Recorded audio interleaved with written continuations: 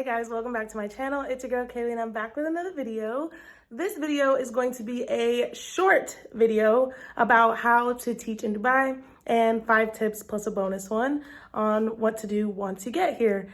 I looked at my other video and I was like, girl, you talked for 30 minutes? Oh, child. I started trying to watch it and I was like, this is too long. You're doing too much. So this is a shorter one for you. So I have some tips that I wrote down on how to teach in the UAE. And the first thing that I want to talk about before I get into the tips is just how I got my job. So I applied for my job on teachaway.com. They allow you to create a profile. It's completely free. Don't ever try to get a job and you have to pay money. It is completely free. You make your account, you do your profile, etc. A recruiter is going to reach out to you and talk with you about the positions you've applied for, what you qualify for, and what you don't. So I was matched with the TTP program, which is the teacher training program. And they told me that I should come for an interview. Now, the interviews were in New York or they were in Houston. At the time, I was living in Oklahoma. So if I really wanted the job, it was up to me to get to one of those interviews. They do not fly you out because they have hundreds of people at these all-day interviews. So it is up to you to get yourself there. So I drove to Houston, which was 6 hours. My cousin and my friend went with me. We stayed one night. And I found a lesson plan online. I didn't create a lesson plan. They didn't even actually ask me to present that lesson plan, but they required me to have one. And then there was also an exam. So you take your exam. If you don't pass, you don't even move on to the next step. That's it. I passed. I went to the interview. Everything was fine. Later, I got called that I got the job. So it was actually a pretty easy process. Time consuming in the grand scheme of things, but a very easy process. As far as salary and benefits, these may be subject to change due to coronavirus and everything that's happening in the world. My current salary that was listed at the time was 16,000 dirhams a month, and we do get paid monthly. This includes insurance, health insurance, dental, and that's it. It's basically a regular paycheck where your job gives you your check and what you do with it is what you do with it. So I don't get accommodation, like they don't provide me a specific place to live. They are not flying me home in the summer. They fly me here and then at the end of my contract, they will fly me home. So that's pretty much what my benefits are. As I get my check, I get some health insurance, Kalas, that's it, like that's all. And they fly me here and home, which I'm not mad about. Obviously I took the job. So that's how I got the job and my benefits and everything like that. So now let's get into my tips. Tip number 1, okay? Once you get here, you are going to get a paper of instructions and possibly on this piece of paper, it's going to tell you to not get the SIM card at the airport. Get the SIM card at the airport, okay? You need a SIM card to go on your phone so that your phone can work in this country. It is helpful if you bring a second phone or if you bring a phone that has a dual SIM card. So that means you can put both of your SIM cards in at one time. I came from the United States, so luckily my phone still worked on Wi-Fi whenever I needed to use it, but it would have been a lot easier if I didn't have to carry around 2 phones all the time, although that's a common thing that people do here, a work phone and a life phone. I don't know, I digress. Get the SIM card, okay? Get the SIM card. My second tip is to overpack. If you are coming from America and it took you 24 hours to get to this place, overpack. Pay for whatever extra luggage it is that you're trying to bring, because when you're thinking about going home, especially if you don't know about another wave of the pandemic, you're going to want to have all the things that you want to have. There are a lot of stores here that don't bring over a lot of the clothing that you may or may not want to wear, or they might not have your size depending on, there are so many things, seasonings, hair products, like please bring everything and everything. And if you think that maybe you want to bring it, just bring it. Just bring it. If you live close and you can fly home, if you live like 5 hours of a flight away, then don't worry about it. But if you're coming a whole day, I suggest you just bring all of those things that your heart desires, because then when you go home in the summer, you're not stressed about trying to bring back all the things that you've been missing for an entire year. So that is my second tip. Tip number 3 is to bring more money. They're going to tell you to bring X amount of money, double it. Double it.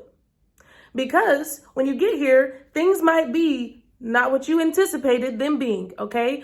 Not only should you double it, but you should make sure that you have at least one credit card, if not multiple. I started getting credit when I was 18, so I had multiple credit cards, so I was okay. I brought more than they recommended, so I was okay. But for people who only bring what they are recommending for you, you are going to be struggling a little bit in the beginning. One, depending on where they place you, the cost of living is higher. You might have certain living preferences, which I'll get into that a little bit more in my next tip. You might be used to a different lifestyle and want to keep up and maintain that lifestyle. You just have no idea. We didn't get paid until Christmas. I got here October 27th. That means 2 months later is when we got our first check. And yes, it included all of those days. But the point is, in between time, you don't have an income and you're just spending what you have. So bring enough money, bring extra money, bring extra money, okay? If this is a life-changing thing for you, which it is, and you're moving to a new country, you should be as prepared as possible. And if you cannot bring extra money, then that's fine, but you're going to need to learn how to hustle and cut corners where you need to so that you can pay for all the things that you need to pay for when you get here. And I can do a separate video on that if you want. In regard to money, when you arrive, they are going to open up a bank account for you and you are going to be able to get a credit card or maybe even two. And depending on when those credit cards come, yes, you can use them. And then your first payment's not going to be until after you get your first check anyway. But you don't want to be just running up a credit card in a whole other country and you just got there. So be prepared, please. The fourth tip. I cannot stress this enough, okay? And this depends on the country that you're coming from. But for most of us, we can just get our license changed over. Get the driver's license when you come here. For U.S. citizens, we can use our license for the first 3 months. However, once you get your visa in this country, you can no longer use your U.S. license. You have to get their driver's license. I waited. I was like, oh, I don't need a car. I'm commuting with everyone, blah, blah, blah. Why should I spend this money? It was a whole, if you want a side story, it was a whole journey for me to get my driver's license. The place that I was put was 3 hours of a drive away from where my visa was issued, and you have to get your license in the place that your visa is issued. It makes it a lot easier. So I had to figure out, without a car, how to get from the top of the country to the bottom of the country by taking buses and trains and rides with friends and all this stuff. And it was really simple. All you have to do is pay the money and they give you your license. So do it right away. As soon as you have a free day or as soon as you have some time after your training, which you will have the time, go get your license. As soon as you can get a rental car or look into buying a car, do that. I've been renting a car for 1.5 years now, and I wish I would have bought a car as soon as I got here. Because the amount that I pay every single month for my rental car, I could have just bought a car. And if you buy a car and you have to sell it for some reason, you're getting some money back. When I return this rental, that's it. I just get my deposit back, which is nothing. So get your license and get a car as soon as possible.